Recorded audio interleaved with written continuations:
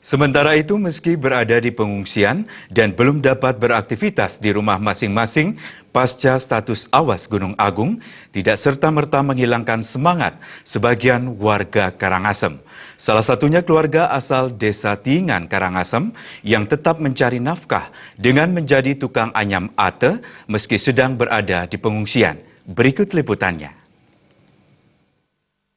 Berada di pengungsian tak serta-merta membuat sebagian warga hilang semangat untuk tetap menekuni profesi serta mencari nafkah keluarga. Salah satunya Made Mudiani, warga Desa Tingan, Kecamatan Bebandem, Karangasem ini. Ia bersama suami serta kedua anaknya dan dibantu kerabat dekat setiap harinya menganyam ate kering ini untuk dijadikan kotak tisu. Keterampilan, ketelitian, dan kesabaran sangat dibutuhkan untuk mendapatkan hasil anyaman yang layak jual. Untuk satu anyaman kotak tisu seperti ini dikerjakan 2 hingga 3 hari. Sementara untuk bahan baku didatangkan dari Bebandem seharga Rp25.000 hingga Rp35.000 per ikat.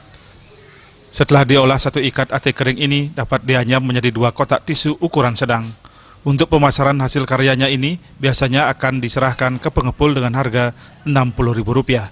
Sedangkan jika dijual eceran harganya lebih tinggi sekitar Rp80.000. Dari hasil menganyam, paling tidak keluarga ini mampu untuk menutupi kebutuhan tambahan sehari-hari. Sedangkan untuk makan sehari-hari, ia dan warga lainnya disediakan di pengungsian. Sebelum tinggal di pengungsian, Made Mudiani dan suami beserta anak-anaknya memang telah menekuni profesi sebagai tukang anyam ate sejak 10 tahun yang lalu. Nah, yang karya ini Pak yang boleh 10.000 setiap hari Pak.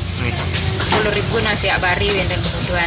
Bang wenten api tiangon beli lengis, tiangon beli tiang cana, tiang tiang karumakuran. Dan makanan kan man dikit ya. Pak, niki sedang membuat apa nih Pak? Kotak tisu. Kotak tisu.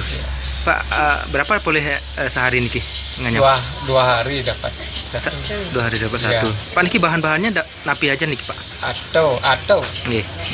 Numbas. Oh, numbas atau niki. Ya. Di sisi lain, beberapa warga yang tinggal di pengungsian Desa Manggis Karangasem ini juga memiliki kesibukan masing-masing, di antaranya membantu menyiapkan hidangan di dapur pengungsian. Sedangkan kaum laki-lakinya membantu relawan lain untuk mempersiapkan berbagai kebutuhan di pengungsian.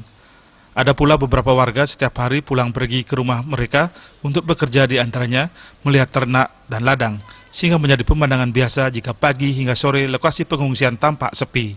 Ari Uratmaja, Bali TV.